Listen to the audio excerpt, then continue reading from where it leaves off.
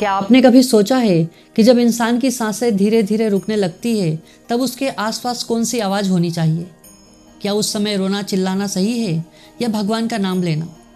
हिंदू परंपरा में माना जाता है कि जीवन के अंतिम समय में वातावरण जितना शांत और आध्यात्मिक हो उतना ही मन को सहारा मिलता है।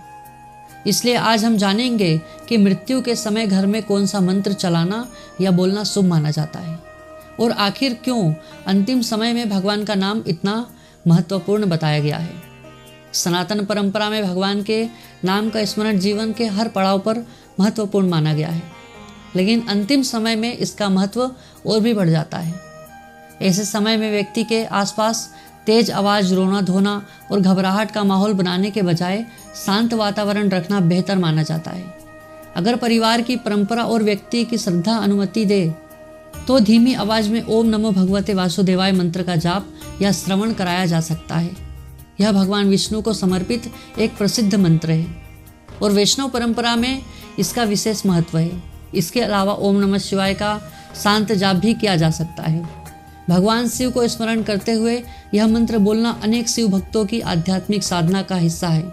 खासकर यदि व्यक्ति स्वयं जीवन भर शिव जी का भक्त रहा हो तो उसके अंतिम समय में वही मंत्र या भगवान का नाम सुनाना भावनात्मक रूप से अधिक सहज हो सकता है।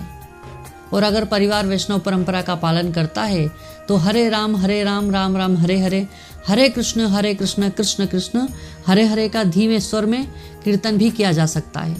उद्देश्य यह नहीं कि कितनी तेज आवाज में मंत्र बोला जाए, बल्कि उद्देश्य यह है कि वातावरण में भय की जगह शांति और ईश्वर का स्मरण बना रहे।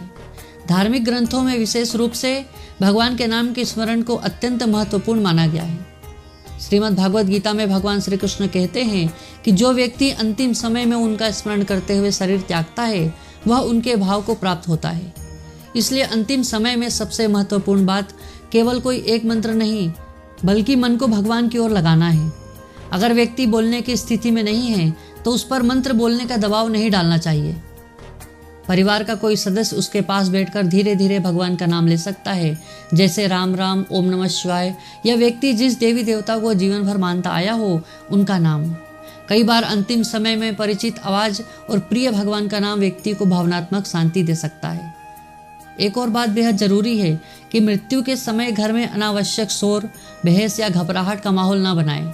परिवार के लोग शांत रहें, व्यक्ति के पास बैठे और यदि वह चाहता है तो उसका हाथ पकड़कर सांत्वना दें। धार्मिक मंत्र चलाना श्रद्धा का विषय है, लेकिन व्यक्ति की इच्छा और आराम को हमेशा प्राथमिकता देनी चाहिए। तो अगर आप पूछें कि मृत्यु के समय घर में कौन सा मंत्र चलाना चाहिए, तो इसका एक ही अनिवार्य उत्तर नहीं है। जिस भगवान में उस व्यक्ति की श्रद्धा रही हो उसी भगवान का शांतिपूर्वक नाम स्मरण सबसे सहज विकल्प हो सकता है। शिव भक्त के लिए ओम नमः शिवाय, विष्णु भक्त के लिए ओम नमो भगवते वासुदेवाय और राम भक्त के लिए श्री राम का जाप किया जा सकता है, क्योंकि अंतिम समय में शायद सबसे महत्वपूर्ण चीज मंत्र की आवाज़ नहीं, उस आवाज़ के पीछे छिपी श्रद्धा, प्रेम और शांति होती है। अगर आपको सनातन धर्म से जुड़े ऐसे ही गहरे और महत्वपूर्ण विषय जानना पसंद है तो वीडियो को लाइक करें और हमारे चैनल को जरूर सब्सक्राइब करें और कमेंट में लिखें ओम नमः शिवाय। धन्यवाद।